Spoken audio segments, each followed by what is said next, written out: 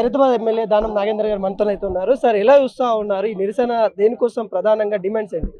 ఇప్పుడు ప్రధానంగా యువకులు ఏదైతే ఉద్దేశంతోనైతే నీట్ పేపర్ లీకేజ్ వల్ల యువకుల భవిష్యత్ అంతా అంధకారంలో పోయిందని యువకులు ఆందోళన చేస్తున్న తరుణంలో ధర్మేందర్ ప్రధాన్ గారు మరి రిజైన్ చేస్తారన్నటువంటి ఆలోచన ఉండే.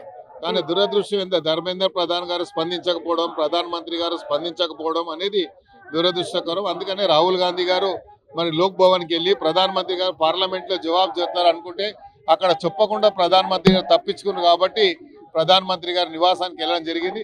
అక్కడ కూడా మళ్ళీ నడి రోడ్డు మీద భారతదేశ రాజధానిలో మరి నడి రోడ్డు మీద మరి ఈ యొక్క భారతదేశం యొక్క స్వాతంత్రాన్ని కూని చేయడం జరిగింది. రాహుల్ గాంధీని, ప్రియాంక గాంధీని అరెస్ట్ చేయడం అనేది ప్రజాస్వామ్యానికి గొడ్డలు పెట్టలేదు. అమాయకమైన యువతని రెచ్చగొడతా ఉంది కాంగ్రెస్ పార్టీ, రెచ్చగొట్టి రోడ్లపైకి తీసుకొని వస్తా ఉంది. యువకులు చేసేటప్పుడు రాహుల్ గాంధీ గారు కేవలం స్పందించమని చెప్పారు, పార్లమెంట్ లోనే మాట్లాడారు. యువకులు ధర్నా చేసేటప్పుడు రాహుల్ గాంధీ గారు పోలే.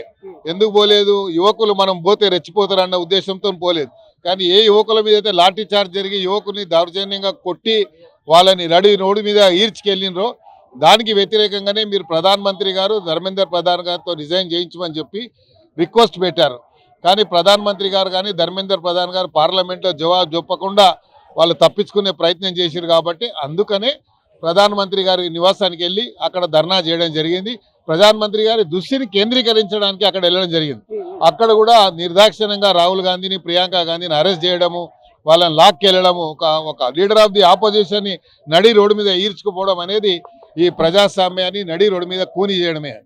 మేము ఆందోళన చేసేది ఎందుకు, ప్రధానమంత్రి గారు ముందు ధర్మేందర్ ప్రధాన్ గారితో రిజైన్ చేయించమని చెప్పి అడిగాడు రాహుల్ గాంధీ గారు. దానికి ఆయన స్పందించలేదు. పార్లమెంట్లో ఏదన్నా జవాబు చెప్తారా అంటే దానికి కూడా స్పందించలేదు. మీరు పార్లమెంట్లో జవాబు చెప్పరు, పార్లమెంట్ బయట జవాబు చెప్పరు.